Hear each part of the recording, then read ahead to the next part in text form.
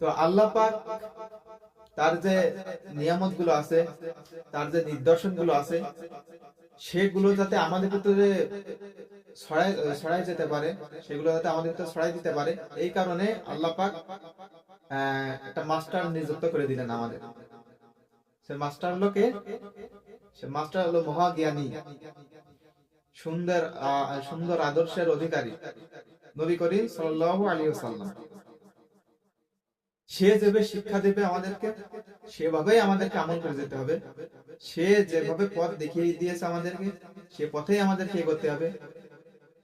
তার যে সুন্নাত গুলো আছে সেই মোতাবেক আমাদেরকে চলতে হবে। তাকে সারাক্ষণ সারাক্ষণ তাকেই ফলো করতে হবে যে সে কি বলে গিয়েছেন আমাদের জন্য। তো সবকিছুর একটা সিস্টেম আছে এবং আমাদের শিক্ষার জন্য উস্তাদ খুবই প্রয়োজন। একজন মাস্টার খুবই প্রয়োজন। উস্তাদ ছাড়া কখনো এলেম অর্জন করা যায় না। তো এখন মূলত কথা হলো যে এখন তো নবী নবী রাসূল তারা তো দুনিয়াতে নাই, আল্লাহ পাকের কাছে আছেন। এখন আমরা কাদের কাছে শিখবো? প্রশ্ন আসে না, এখন আমরা কাদের কাছে শিখবো?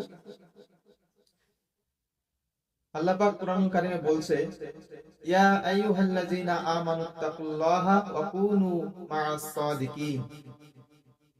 হে মুমিনগণ, তোমরা আমাকে ভয় করো এবং সত্যপন্থীদের অন্তর্ভুক্ত হও। অর্থাৎ যারা সত্যপন্থী, সত্যপন্থী বলে আমি একটু ভেঙে চুরে যদি বোঝাই, যে আল্লাহ পাক এখানে বলছে যে হে মুমিনগণ, হে মুমিনগণ, তোমরা প্রথমে আমাকে ভয় করো, তারপরে এলেম অর্জন করার জন্য সত্যপন্থীদের অন্তর্ভুক্ত হও, তাহলে আমাকে চিনতে পারবা না। সত্যপন্থী কারা? যারা নবীর ওয়ারিস, যারা বর্তমান সমাজের আলেম। কিন্তু এটা খেয়াল রাখতে হবে যে শুধু দাড়ি টুপি থাকলেই সে আলেম নয়, এটা আপনাদেরকে চিনে নিতে হবে, ওটার দায়িত্ব আপনাদের।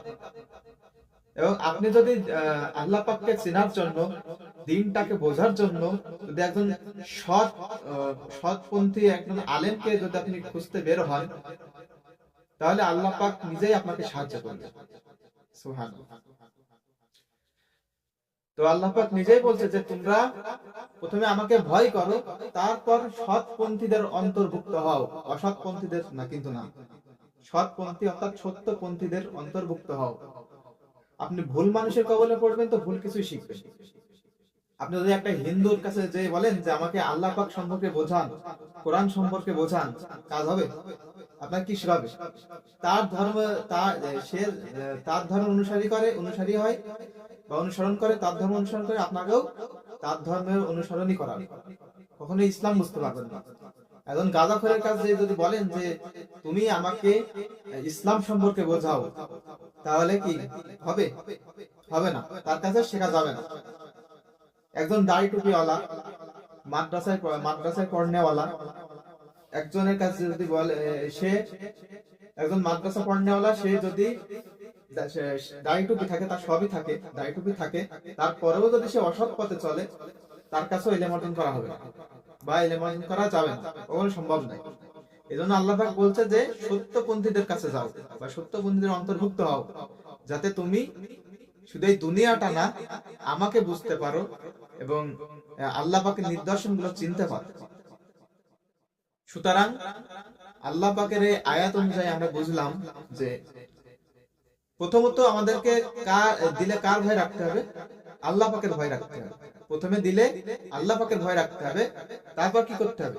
আল্লাহ পাকের নিদর্শনগুলো আমাদের চেনার জন্য, আল্লাহ পাকের ইবাদতটা কিভাবে করব এটা বোঝার জন্য, নবী করিম সাল্লাল্লাহু আলাইহি ওয়াসাল্লাম কেমন ছিলেন, তার পথটা কেমন ছিল, সেটা বোঝার জন্য অবশ্যই একজন কি সত্যপন্থীর অন্তর্ভুক্ত হতে হবে। অর্থাৎ ভালো একজন আলেম বা উস্তাদ, তার কাছ থেকে সহবত নিতে হবে, তাহলে কিন্তু দিন শেখা সহজ হবে।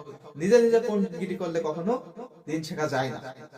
তাহলে আল্লাহ পাক বলতেন যে সারাক্ষণ তোমরা কোরআন নিয়ে পড়ে থাকো, সারাক্ষণ কোরআন নিয়ে পড়ে থাকো, নিজে নিজে দিনটাকে বোঝার চেষ্টা করো, নিজে নিজে দিনটা বোঝার চেষ্টা করতে পারবেন, কিছুটা হলেও পারবেন, কিন্তু অতটাও পারবেন না যতটা আল্লাহ পাক বলেছেন, যতটা আল্লাহ পাক শিখতে বলেছেন ততটুকু পারবেন না।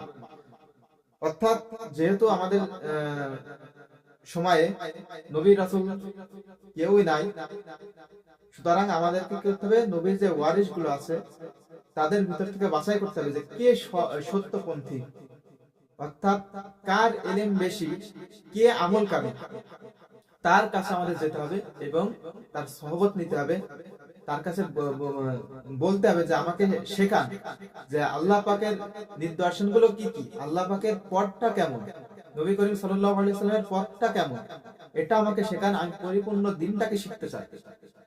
দেখবেন সে আপনাকে শিখাই দিবে।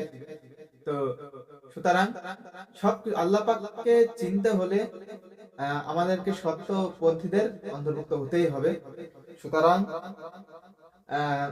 বাজে খেয়াল না করে আমরা দিনটাকে বোঝার চেষ্টা ভাবনা করব, আল্লাহকে বোঝার চেষ্টা ভাবনা করব, আল্লাহ পাক কিভাবে আমাদেরকে ইবাদত করতে বলেছেন এটা শেখার জন্য আমরা বিভিন্ন আলেম ওলামাদের কাছে যাব এবং সবাই একত্রিত হয়ে যাতে আমরা জান্নাতে যেতে পারি, এই তৌফিক যেন আল্লাহ পাক আমাদের ভিতরে দান করুক।